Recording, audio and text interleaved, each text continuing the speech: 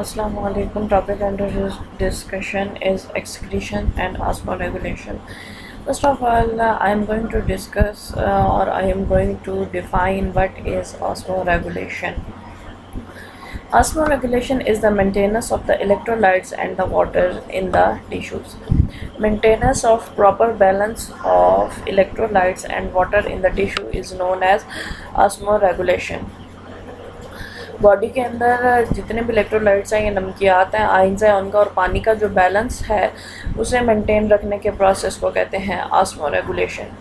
Now the osmoregulation is performed by which organ? Osmoregulation is performed by the kidney and the gills of the fishes. What is the location of the kidney in the body of the fish? They are located near the midline of the body, just dorsal to the peritoneal membrane that line the body cavity. Kidney की location body में जो body की mid line है यानी बिल्कुल दरमियानी वाली line है उसके करीब मौजूद होती है और पेरिटोनियल कैविटी मेम्ब्रेन वो मेम्ब्रेन होती है जो बॉडी कैविटी को अंदर वाली तरफ से या एब्डोमिनल कैविटी को अंदर वाली तरफ से लाइन करती है. तो डॉर्सल साइड यानी उसके ऊपर वाली साइड पे मिड लाइन के करीब मौजूद होती हैं किडनीज फिश के अंदर. The excretory structures in the kidney are called nephron, or you can say the structural and functional unit of the kidney is the nephron. देखें किडनी एक लार्जर यूनिट है और हर लार्जर यूनिट स्मॉलर यूनिट से मिलके बनता है और smaller unit वो ही प्रॉपर फंक्शन परफॉर्म कर रहे होते हैं. तो किडनी का स्मॉलर स्ट्रक्चरल और फंक्शनल यूनिट क्या है? Nephron. I am going to show you with this diagram. ये आप इसको जनरल ले लें वर्टिब्रेट की नेफ्रॉन. दिस इज़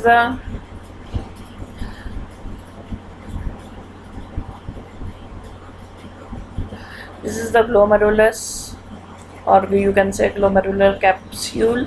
इसके अंदर कैपिलरीज मौजूद होती हैं और यहाँ पे पेरिट्यूबुलर इन कैपिलरीज के अंदर से ब्लड फिल्टर होता है. उसके बाद ये जो सारा सिस्टम है that is known as the tubular system और ये कलेक्टिंग डक्ट्स हैं. अच्छा, अब ब्लड फिल्टर यहाँ पे होता है. देन जो कुछ रीअब्जॉर्प्शन होनी होती है फिल्ट्रेट में से वो रीअब्जॉर्प्शन दोबारा इस ट्यूबुलर सिस्टम में हो जाती है और बकाया जो है वो कलेक्टिंग डक्ट्स के थ्रू बॉडी से रिमूव हो जाता है.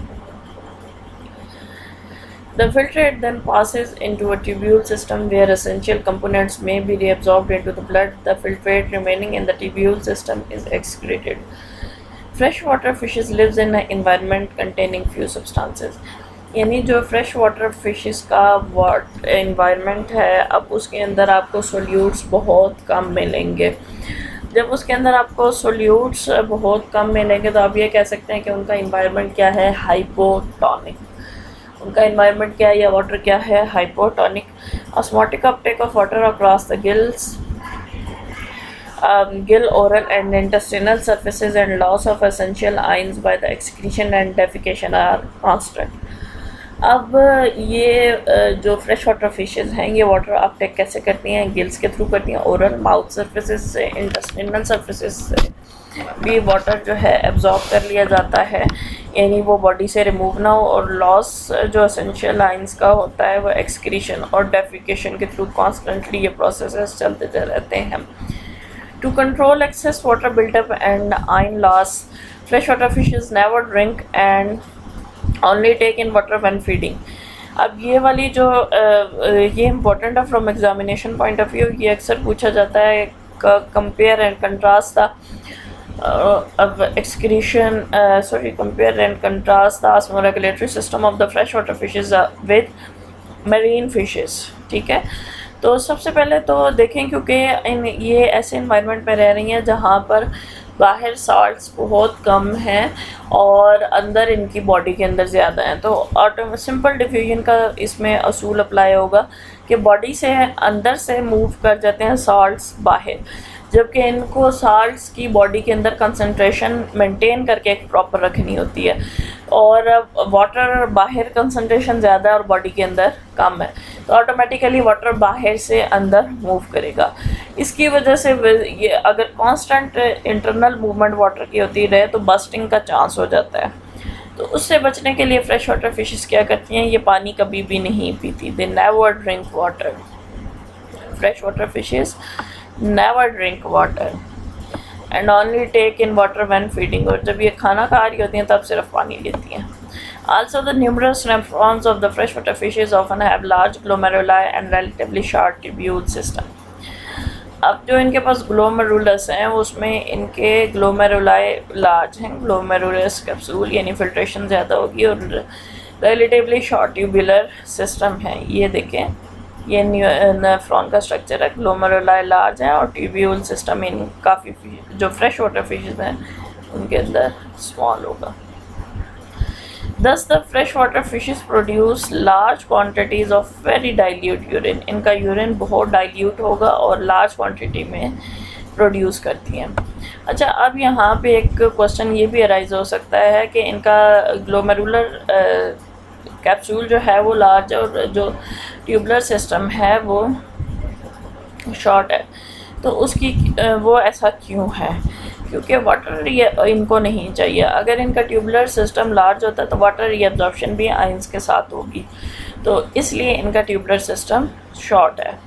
Ions are still lost, however, through the urine and by the diffusion across the gill and the oral surfaces. Active transport of ions into the blood at the gills compensate for this ion loss. Freshwater fishes also get some salts in their food. Now we have to discuss the marine fishes. They face opposite problems in comparison with the freshwater species. Their environment contains 3.5% ions. This is important from objective point of view, and their tissues contain 0.65% ions. Marine fishes must combat का उर्दू में मतलब होता है लड़ाई करना, water loss and accumulation of excess ion. अब इनका क्योंकि जो एक्सटर्नल एनवायरनमेंट है वो हाइपरटोनिक है, तो इन्हें वाटर लॉस से बचना है और अपनी बॉडी में एक्सेस आइंस की अकम्युलेशन को रोकना है।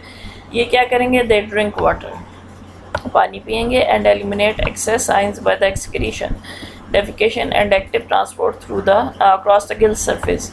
और जो आइंस इन्होंने रिलीज़ करने हैं ये एक्सक्रीशन के थ्रू, डेफिकेशन के थ्रू और गिल सरफेस से एनर्जी लगा के ये आइंस को रिलीज़ करते हैं। The nephrons of the marine fishes often possess small glomeruli and long tubule system. अब marine fishes के अंदर glomerulus small होगा और tubule system long होंगे। Much of the less blood is filtered than in the freshwater fishes. अब देखो filtration तो glomeruli के portion में हो रही है, अब जब वही portion छोटा है तो इसका मतलब ये है कि filtration कम होगी। And the water is efficiently although not entirely reabsorbed from the nephron. और वाटर एफिशिएंटली रीअब्जॉर्ब होता है, लेकिन आप ये नहीं कह सकते कि इंटायरली रीअब्जॉर्ब होगा। Elasmobranchs, this is the order of the I think suborder of sharks. They have unique osmoregulatory mechanisms. इनके ऑस्मोरेगुलेटरी मैकेनिज़म्स बहुत यूनिक हैं।